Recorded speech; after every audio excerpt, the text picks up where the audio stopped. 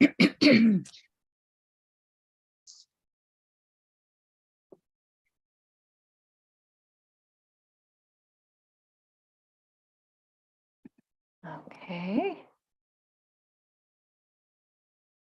Good evening and welcome, everyone. Good to see you all.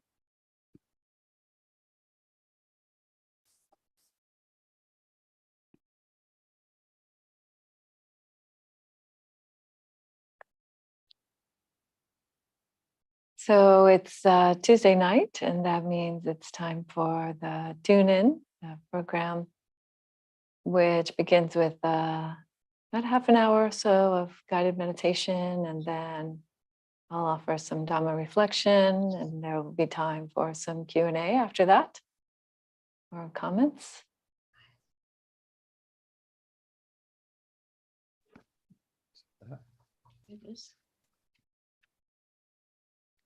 And so for this evening's meditation, I think we're just going to do a simple mindfulness of breathing, and that'll help us get embodied and settle the mind a bit here and now.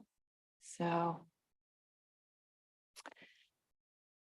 or feel more embodied perhaps, because we already are embodied, but the question is whether we're abiding in that space, huh? So you can go ahead and have your cameras on or off, whatever feels more comfortable. And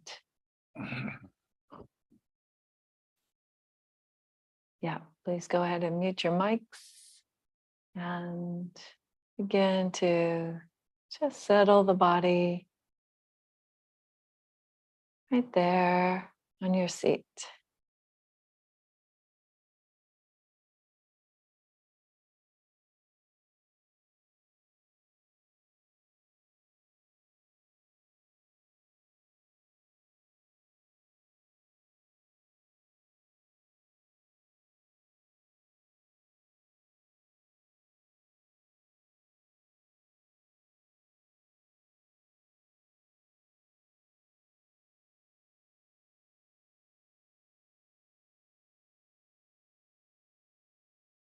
Sensing the weight of the body.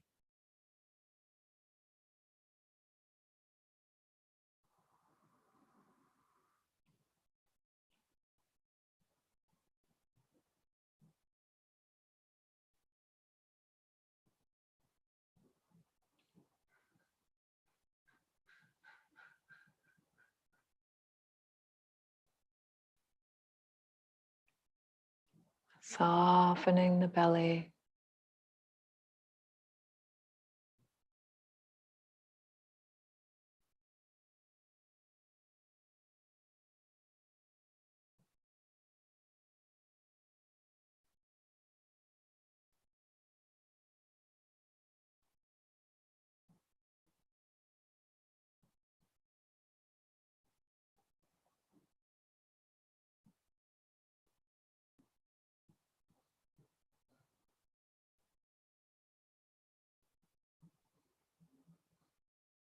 And as best you can, allowing the bones of the spine to line up and come into an upright posture.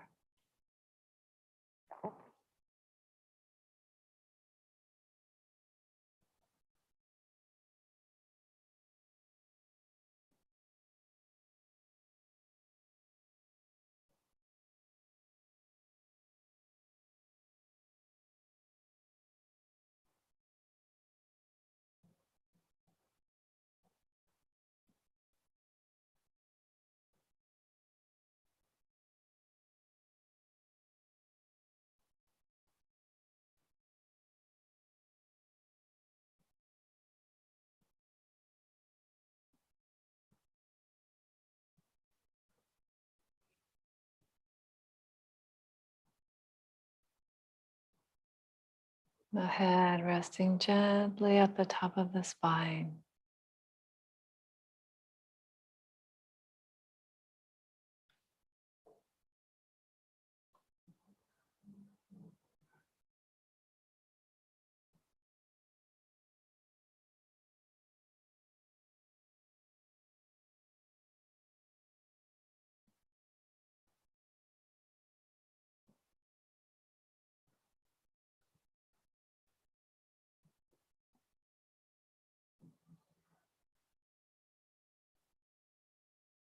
And knowing that the bones are carrying the weight of the body, you can allow the shoulders and the chest to also relax and soften.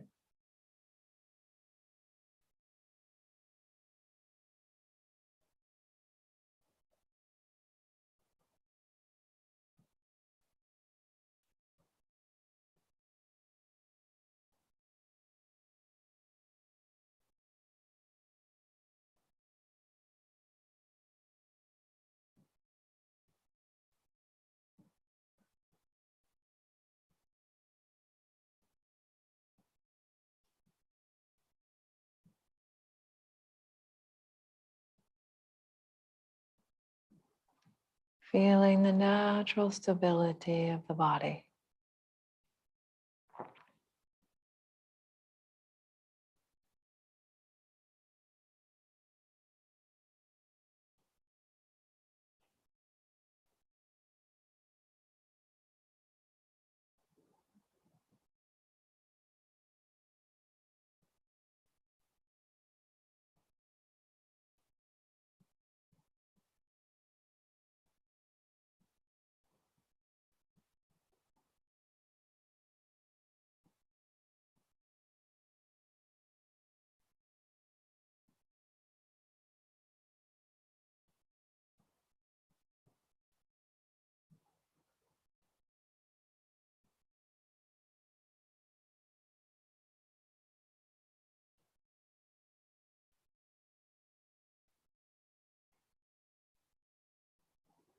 Now beginning to observe the breath, breathing the body.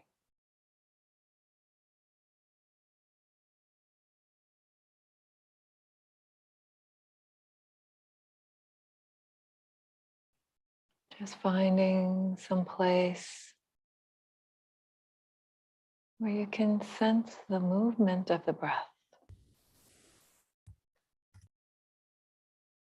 and resting the mind right there.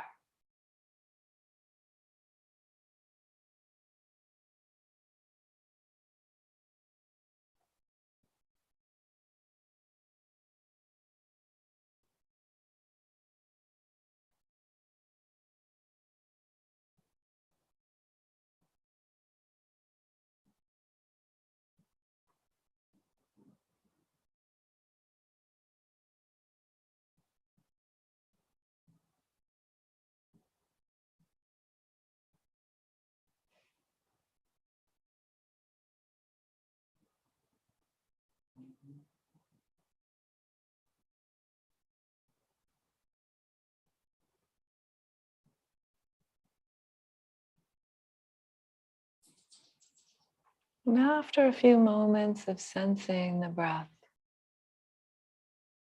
you can begin to notice the pauses in between the inhalations and the exhalations.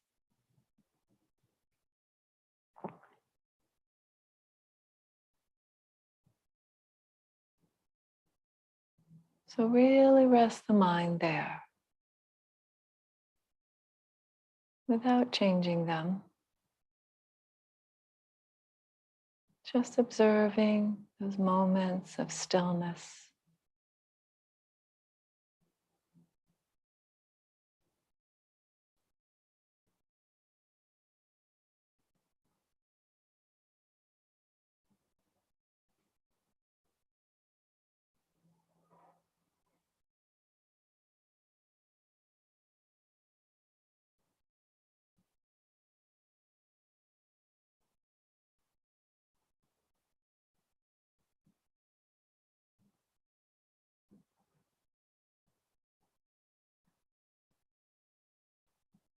Allowing all thoughts to recede into the background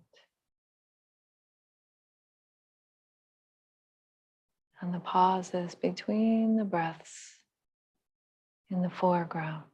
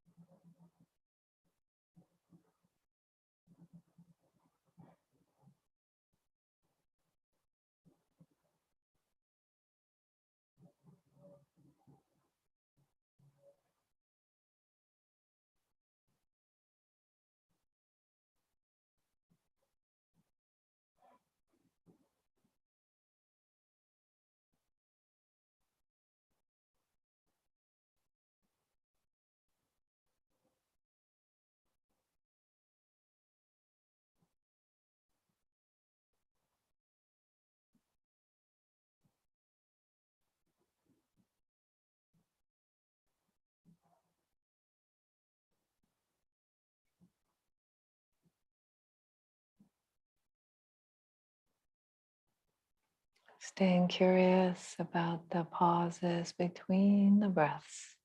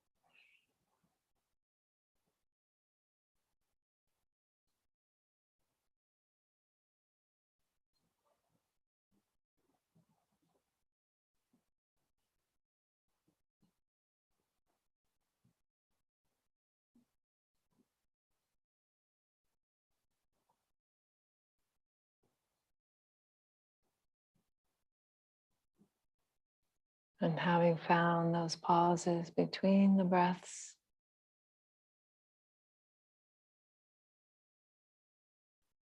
you can observe how they come to an end with the beginning of the next part of the breath.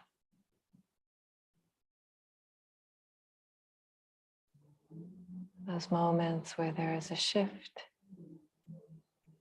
from stillness into movement.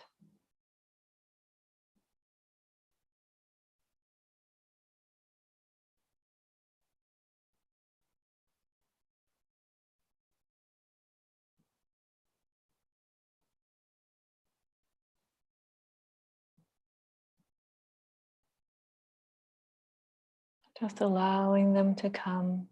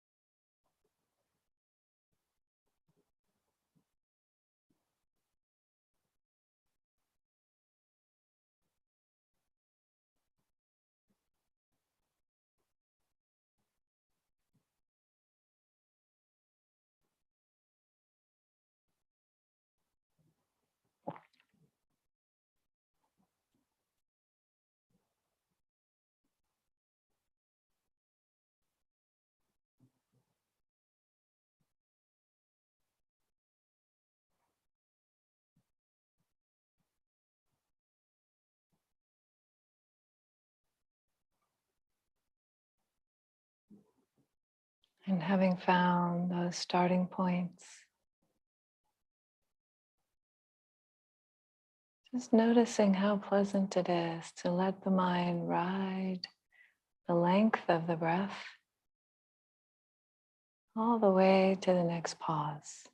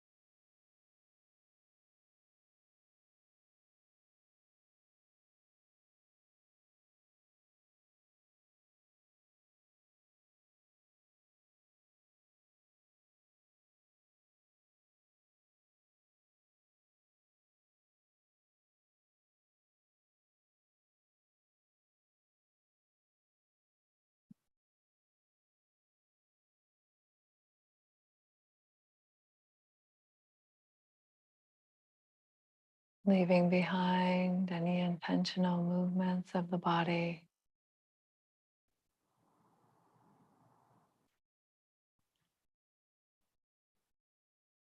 And staying curious about the breath.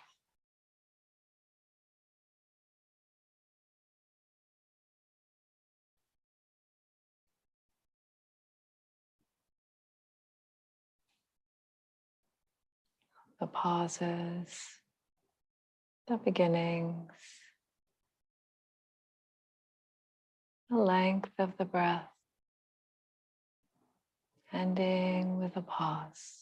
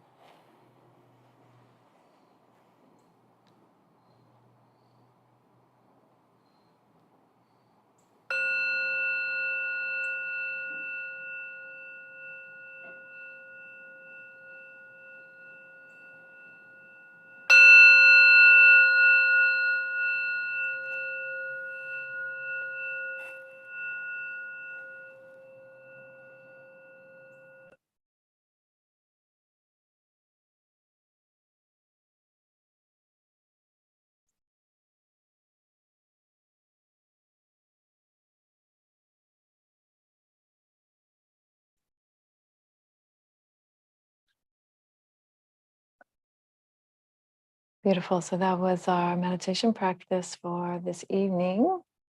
And if you have any comments or questions about that, we can take them at the end.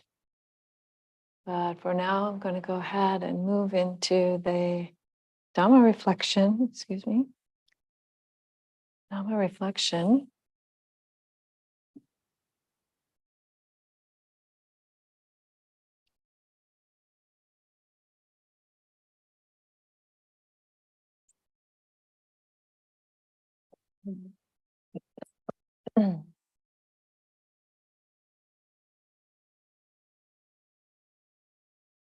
Namo tassa bhagavato arahato samma sambuddhassa.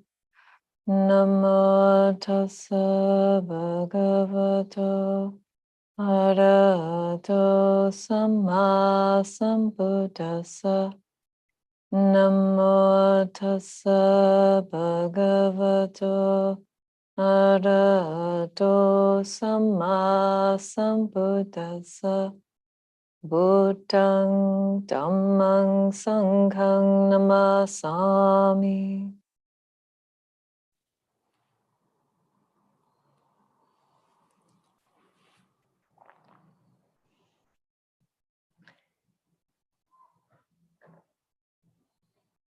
This evening, I would like to speak a little bit about the practices known as the heavenly dwellings or the divine abodes. In Pali, the word is Brahma Viharas.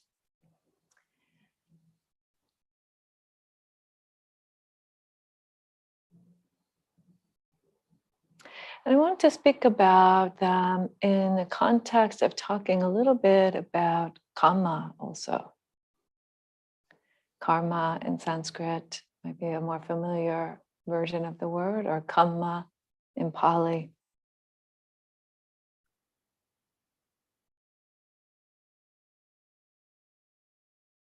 Because I think that sometimes there can be a way of misunderstanding the Buddhist teachings about this.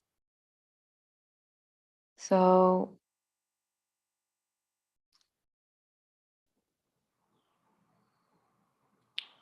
in fact, that's often something that you might hear, or at least in my circles, it's something that I might often hear. You know, something terrible happens to someone, and somebody would say, "Oh, that's their karma." And oftentimes I think that it's a way of sort of drawing a line between point A and point B that isn't necessarily the right line to draw. And by that I mean that while the early Buddhist understanding is that whatever intentional actions we take have an energetic consequence that corresponds to the quality of that intention, the wholesome or unwholesome quality of that intention. It's not a deterministic kind of rule. It is not so easy to with certainty say that this leads to that, or this thing must have created that. Because it is, karma is a very complex principle that is at work. And some of you may have heard me say this before. I often liken it to like gravity, right? So gravity is a universal principle. It's at work everywhere as far as we know. Although we have come to find out that there are some places where there is no gravity, or there is only a little, or it works in a very different way. It bends around in ways that we didn't expect. We think we have it all figured out and the formula is all tied down, and then something new is discovered. And we find out that gravity continues to be more complicated than we thought.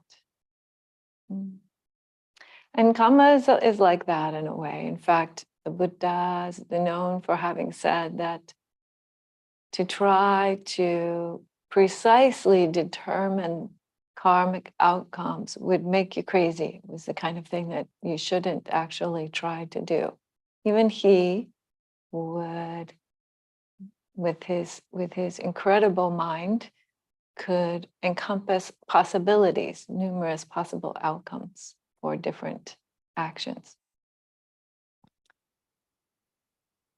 And part of the reason for exploring this is because there can very easily be this tendency, especially for those of us who were raised with different religious systems, to fall in this idea that, oh, I did this terrible thing in my past, and that means that I'm going to hell.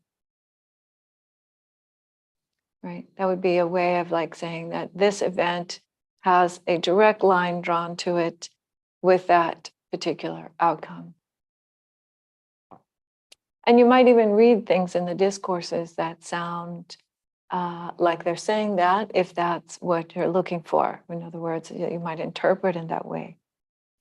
But there's a more nuanced view to it. And there's an actual really good reason for having a more nuanced view. So I want to talk a little bit about a sutta that's called, that's usually translated as the deed-born body. Deed-born body.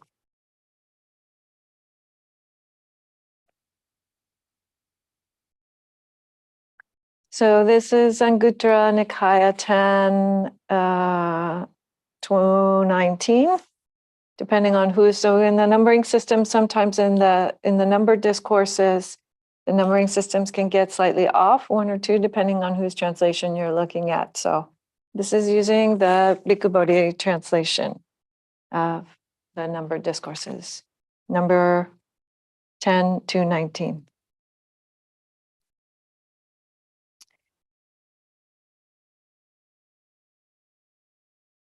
So it starts out right away with a very strong statement by the Buddha saying,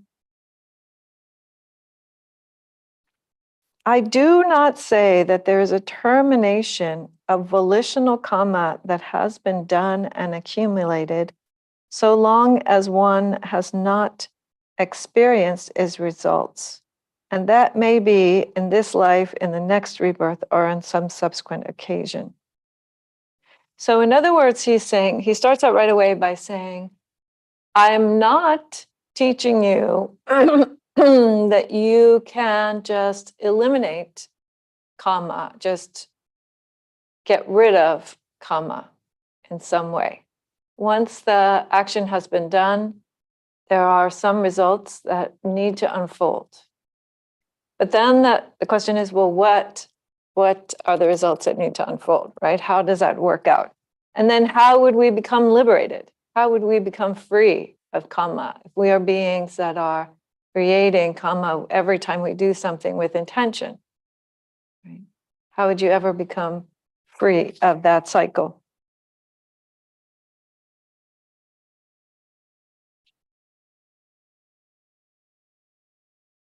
But I also do not say, so then he gives the other side of it.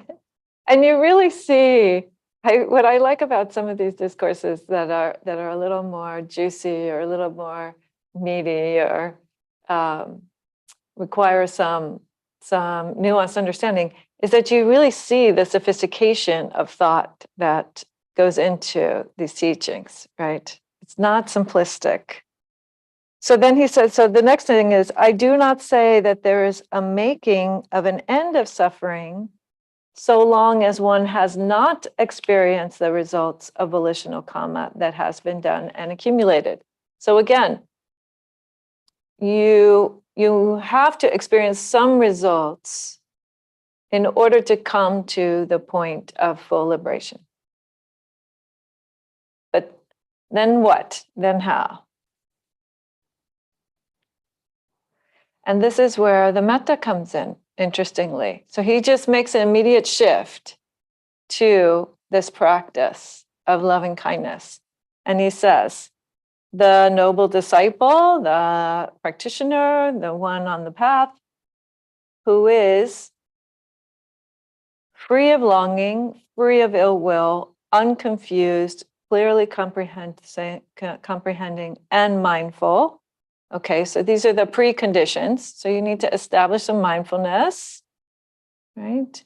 And you need to set aside these some of these hindrances, like ill will, like confusion, longing, usually longing related to sense pleasure, sense stimulation. So you have to, at least temporarily, set aside these types of distractions in the mind, establish some mindfulness, and then dwell pervading 1/4 with a mind imbued with loving kindness, metta. Likewise, the 2nd quarter, the 3rd quarter, and the 4th quarter. So we're not talking about football games here. It's not 1st, 2nd, 3rd, 4th quarter of the ball game. It is in space. So if you took the north and the, let's see, which way am I pointing now? West, that space between the north and the west represents like 1/4 of the full circle, right? So 1/4 in this direction, 1/4 in that direction, 1/4 in that direction, 1/4 in that direction would be all the way around, right?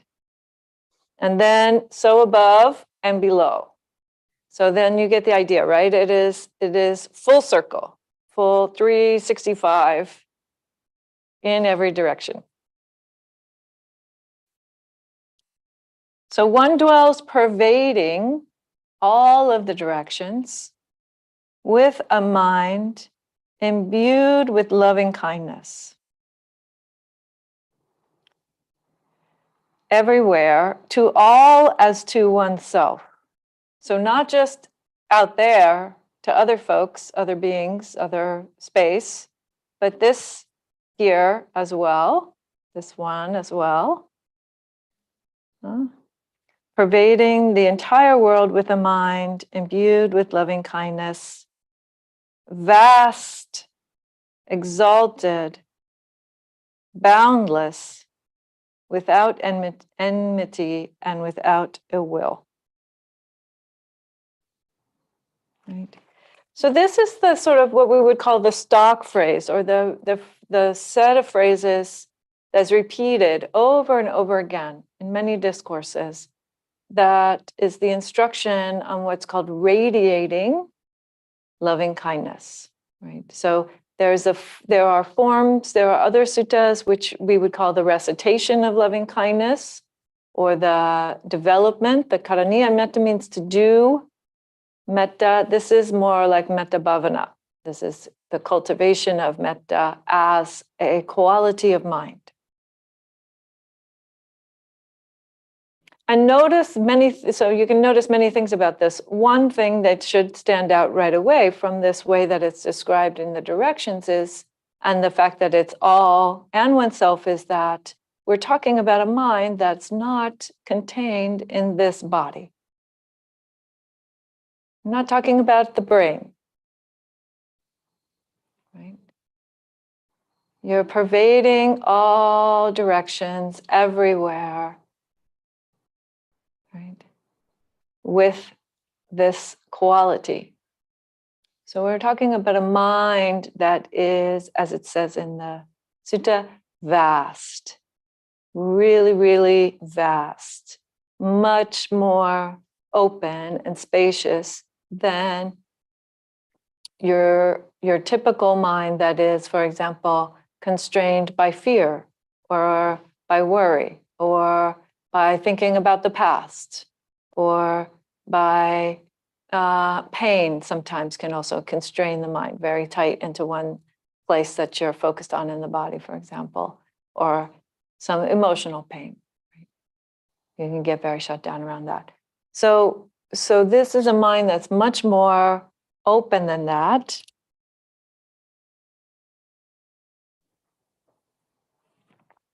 And With what? By what? By growing this quality, by sharing this quality of kindness,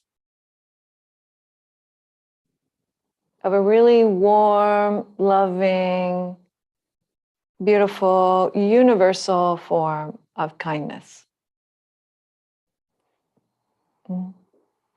Some folks like to translate it as loving friendliness. Bhante Gunaratana likes to use loving friendliness.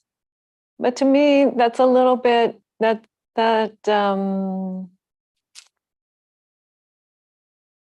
not quite strong enough. We're talking about a very, very powerful quality of the mind.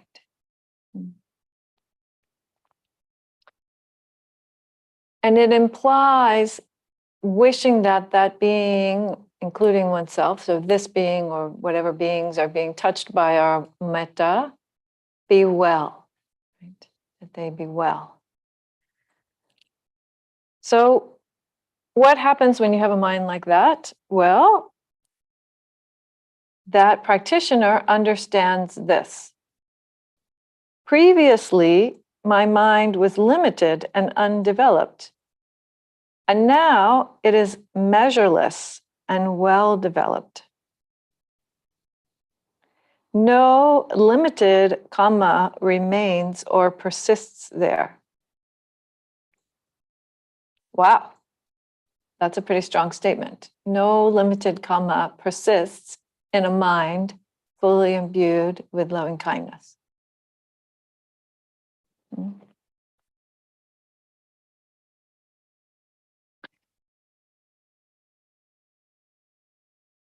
So in a way, we could look at this through various other lenses, various other metaphors, right? So there's the metaphor of, for example, unwholesome kamma as being like salt. So if you have a very small amount of kamic energy or kamic results, or even just to say wholesome results, like a glass full, and you pour in a tablespoon of salt, it's going to be pretty nasty. It's going to taste very salty, right? That's the stuff you might gargle with rather than stuff you would drink to feel better, to feel relieved, quenched.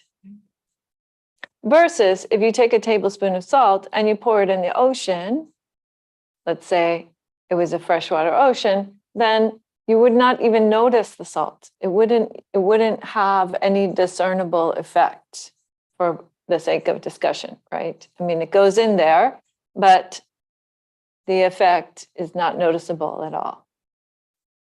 And in the same way, what the Buddha is saying is that the practices of the Brahma Viharas are increasing the scope of the mind and the scope of one's karmic effects to such a degree that any mundane kamma, wholesome, unwholesome, or wholesome actually, is very, very limited in its effect. Because that huge wholesome kamma is what's going to actually prevail. So the way that he says it in a different sutta, just to give you, a sort of different way of thinking about the same concept, in the Itivuddaka, which is from Khuddaka Nikaya, from the so-called minor discourses, the Buddha says, whatever grounds there are for making merit that produces future birth. So I'm going to talk in a minute about what doesn't produce for future birth. So there's a possibility of making kamma that isn't going to be creating future birth. But for most situations, making good kamma, that's what merit means, positive kamma that leads forward on the path, that produces future birth, that affects what's going to happen in your karmic stream beyond this lifetime, right? Whatever way that you might think of doing that, whatever way you might think of improving your karmic stream, so to speak, after this lifetime, none of them are equal to a 16th part of the liberation of the mind by loving kindness. So loving kindness is 16 times more powerful than any other karma that you can do that creates future states.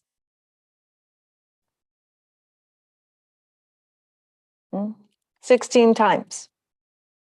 Where the number 16 comes from, you have to ask the Buddha, I don't know, but it's huge, huge, right?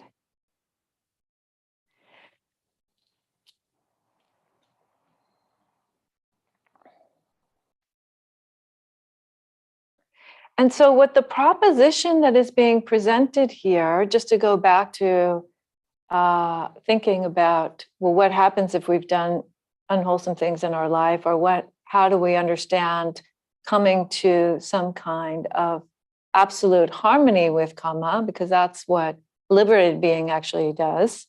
They come into such a state of absolute harmony with karma that they're not producing any kind of karmic future results. By having seen it, by having seen how it works in their own karmic stream.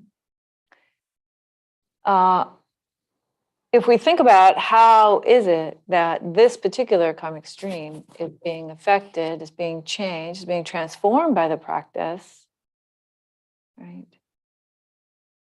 Then there is this you can think of it as like a literal stretching of the mind, a literal opening of the mind to such a degree that it has all this beautiful positive energy. So you might say, oh, well, then you could just do whatever bad stuff you want in your life, and then you practice metta and everything would be okay. But actually, it doesn't work like that, because if you do whatever nastiness in your life and you're carrying around that agitation in your mind, you can't practice metta in this way. You could sit down, you could try it. Believe me that it doesn't work. It doesn't work. The mind isn't in a state to be willing to do that, to have that degree of this very bright, very energized, very vast wholesomeness.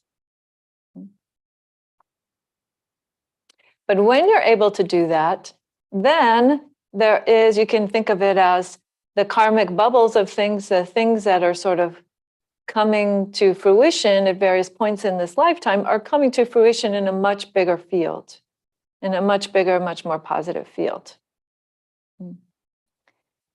And so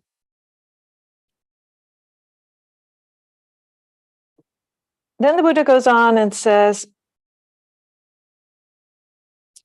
a woman or a man, this is one of the places where he specifically talks about both women and men. And he says, a woman or a man should develop this liberation of mind by loving kindness, because you can't take your body with you when you go. Mortals have mind as their core. This is how it was translated by Bhikkhu Bodhi. Mortals have mind as their core. So it means something like the stream of karmic energies is related to consciousness. Those two things kind of are expressing each other.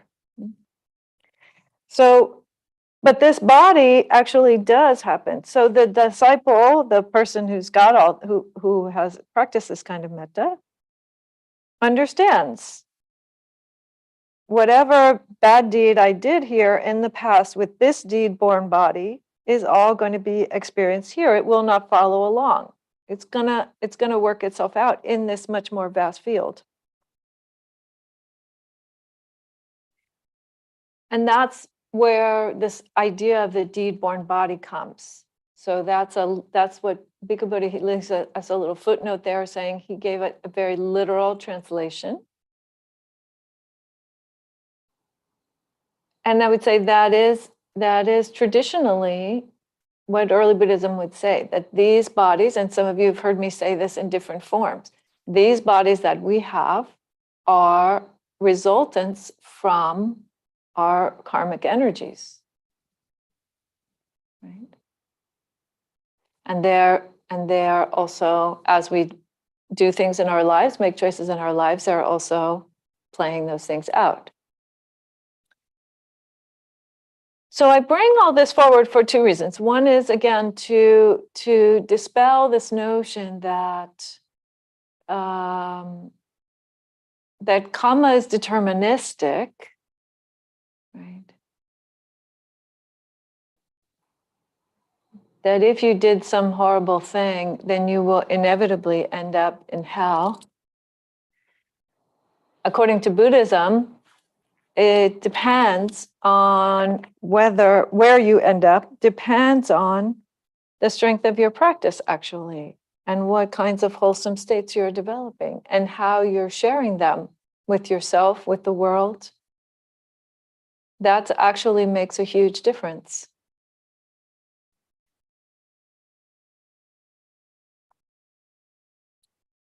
And the reason why this is, I don't have exactly the sutta in front of me, but there's another sutta in which there is a person from another sect who has this belief. And the Buddha says, well, if you die with that belief, then you are actually more likely for that to be the outcome. Because in a sense, you have set your intention that that is what should be the outcome. Whereas if you die understanding the belief that your practice has created some wholesome states that would be a better field for that thing to have developed and be done with, then that is also, in a way, sort of setting an intention toward what the resultant would be. And when I was in hospice, I actually saw this. I actually saw the way that people talked about what they thought was going to come next. And they would say, oh, I see some, for example, there was a African-American woman, and she had been in the hospice for a few months, like 3 months, 4 months. And they were kind of surprised, actually, that she was still alive. Because she was in, her body was in pretty serious, bad shape. And yet there she was, she was still alive, and she was actually still talking on some days. And I went in to talk with her on a day when she was getting her hair done. She had all of her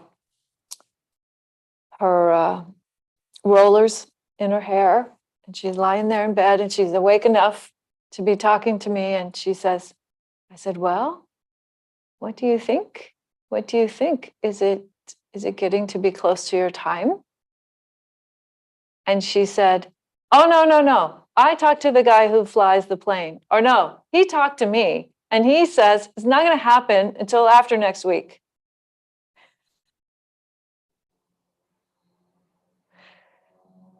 The guy who flies the plane talked to her and told her it's not going to happen until after next week.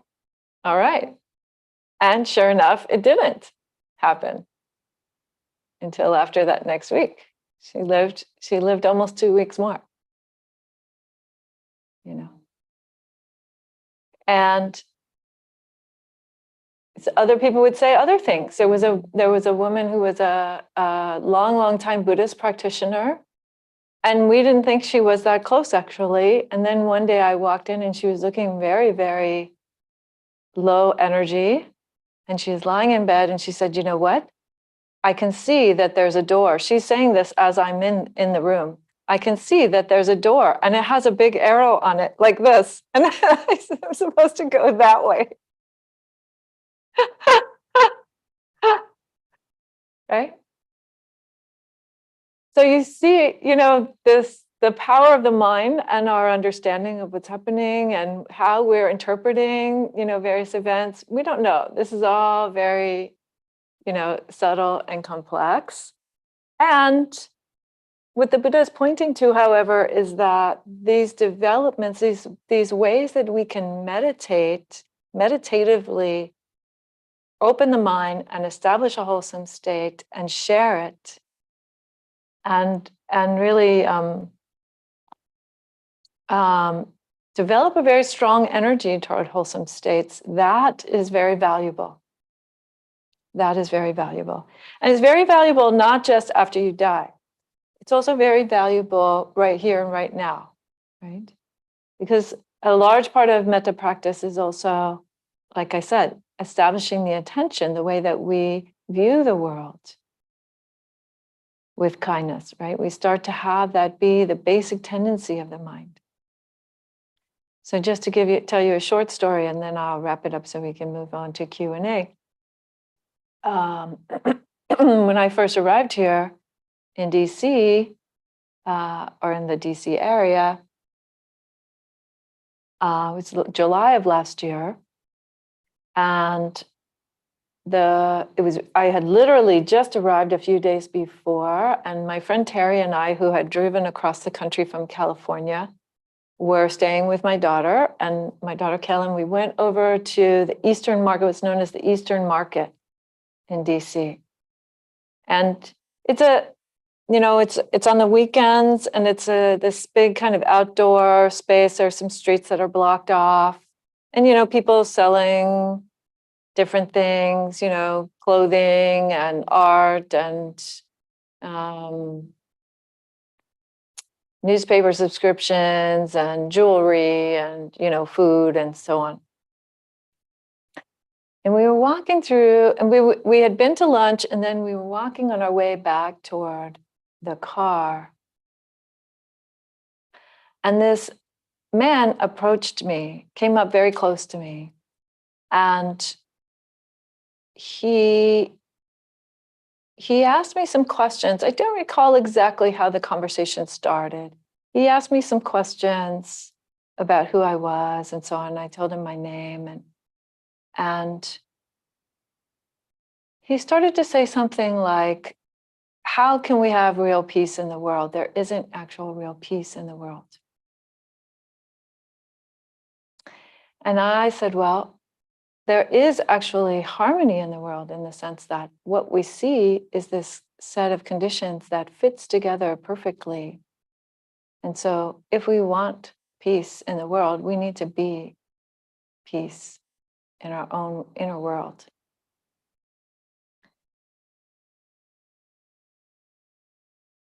And he said something else about like there was violence, a lot of gun violence happening, people dying just blocks away from here. And I said, well, think about the good Reverend Dr. Martin Luther King Jr. telling you to stand in your place of peace. And the gentleman leaned up and said, they shot him in the head. They shot him in the head. Nobody heard him. And I said, they heard him, and we heard him. And in that moment, and you could see him like even wince with the idea when he said that they shot Dr. King in the head, Reverend King. He said, you could see the pain in his face. I mean, he was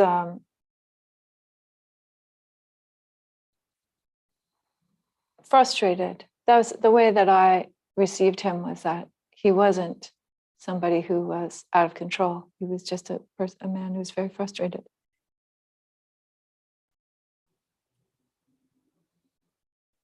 There was just a total 180 change. Like you could even see his face got softer. He took a half step back. He turned his head and just looked at me for a minute. And then he said something like, I'm paraphrasing, he said, oh, yes, we are people of peace.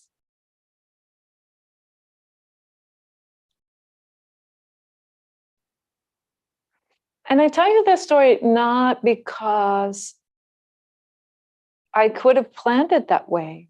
right? This wasn't a planned conversation. It was only because of years of metta practice that I was able to talk to him like that. And it was only after the conversation when my friend Terry, who had driven me across the country, approached me and was like, "Are you okay? Oh my gosh." Like, that I realized that it could have been like seen as a conflict, what he was presenting. But I didn't see it that way. And I don't think ultimately that he walked away feeling like it was that way. You know? And so I owe that to the many years of practice and the many teachers of metta that make that that way of relating possible. So metta has this very strong, powerful effect on our hearts, on our minds. And I can tell that story at the end because I think that there can be a tendency for folks to think about or to teach metta as some practice that is about how to be in relationship to others. But metta is actually about how to be in relationship to your own intention and your own karma. And when you can do that in that beautiful, wholesome way, then everything you touch, everything you see, everyone you speak to will experience that, will see that from another perspective, from their own perspective. So I hope that you take this as a very strong exhortation about why you should be doing metta practice. You could be doing metta practice, and really seeing how transformative this path can be. So thank you.